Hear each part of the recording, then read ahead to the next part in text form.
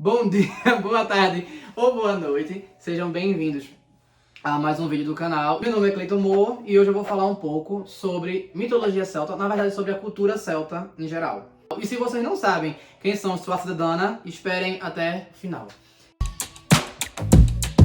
Os celtas foram um povo que habitou basicamente a Europa inteira. Tirando a parte nordeste, que foram ocupados pelos nórdicos, e a parte leste, que foi ocupada pelos eslavos, e alguns pontos específicos que não foram celtas, o resto foi celta, tá? Em algum momento da história foi celta. E onde que se originaram os celtas? Bem, tem, na verdade, os registros históricos, inclusive, de acordo com esse livro aqui,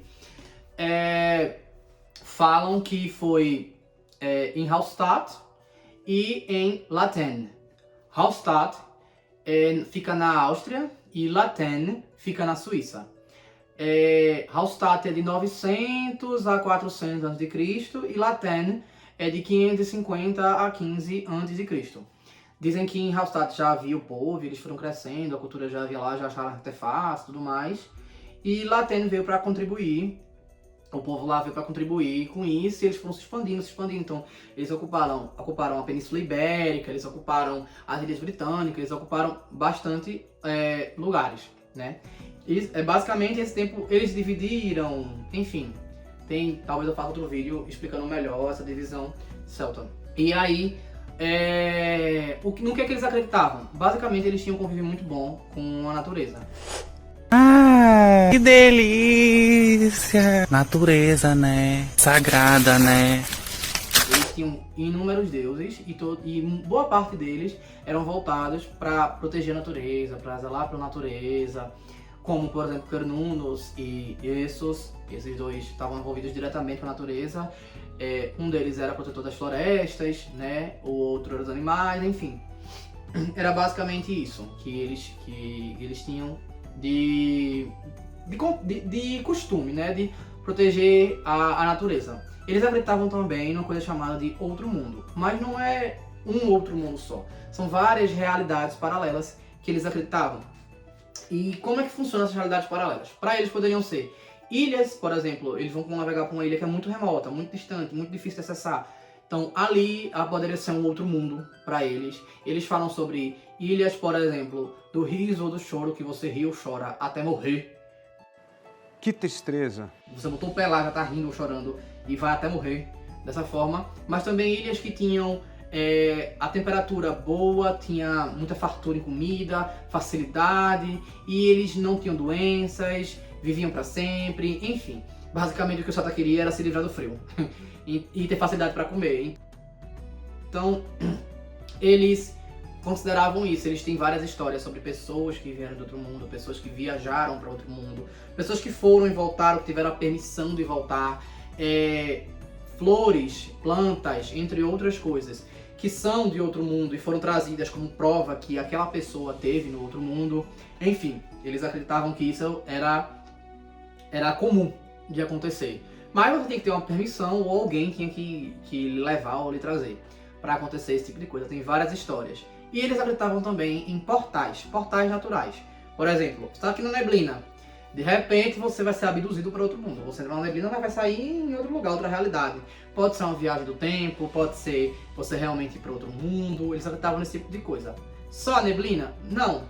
Você atravessar um rio de uma margem para outra, para ele já podia ser uma transição de outro mundo.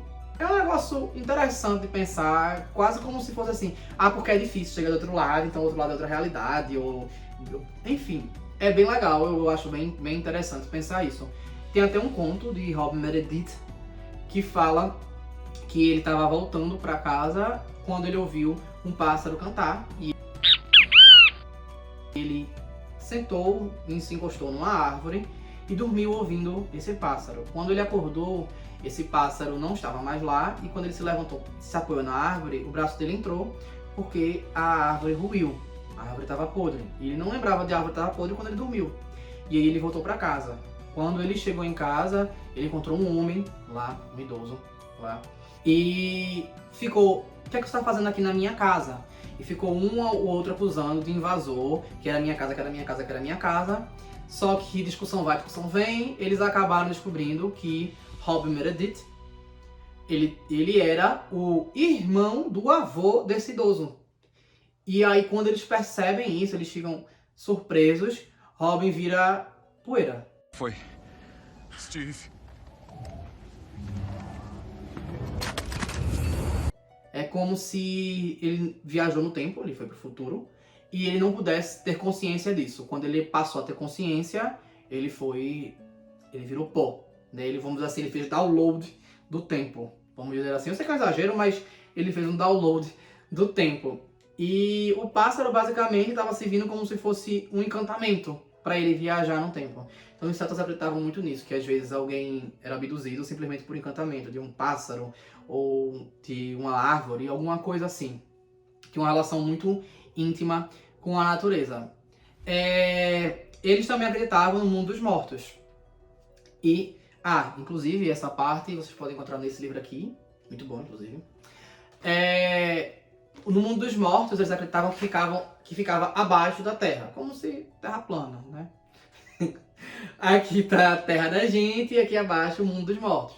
E aí o Sol, ele passava de manhã no céu e de noite ele passava no mundo dos mortos. E para eles o mundo dos mortos não era uma coisa triste, não era uma coisa ruim.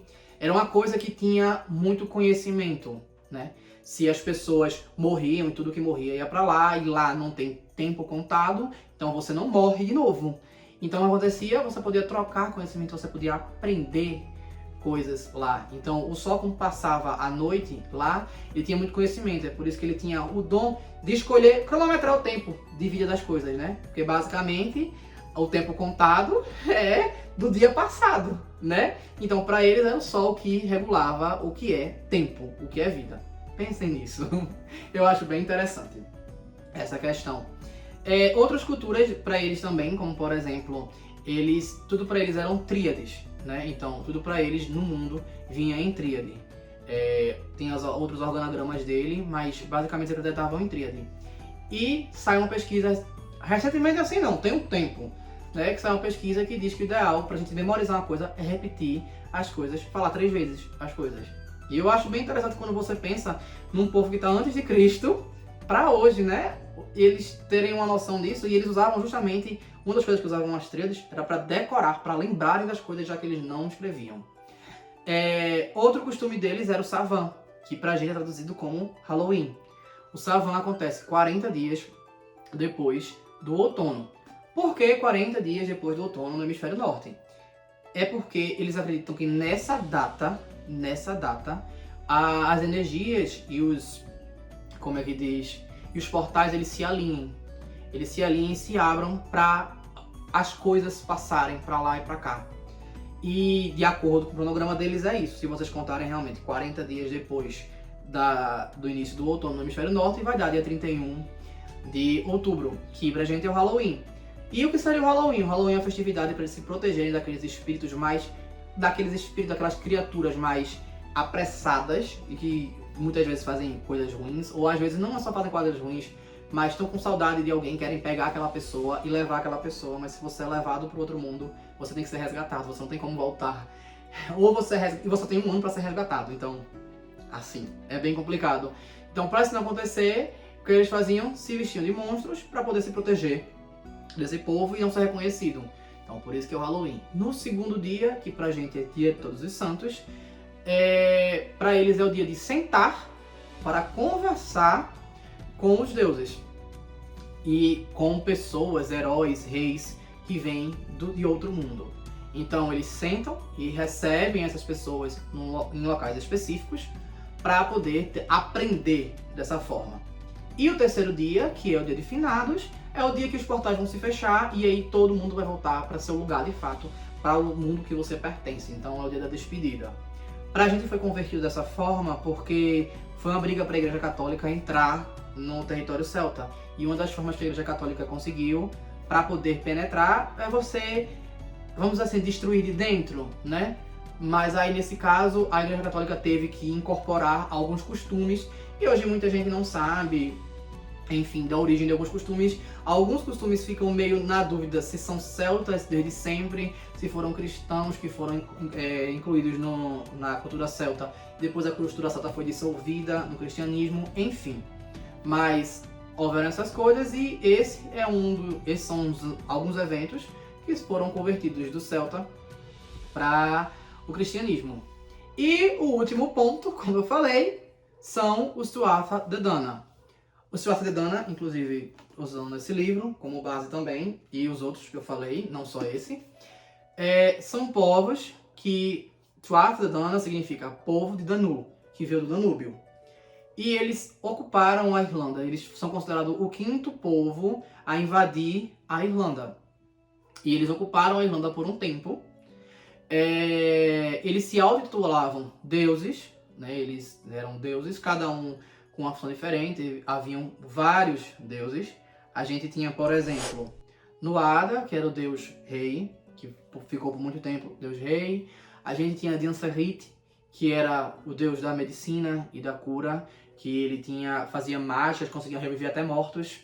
A gente tinha Makha, que é uma deusa que participa de uma história irlandesa mais na frente, que é a deusa do lar. Ela é considerada a deusa mais rápida. Tem Luth.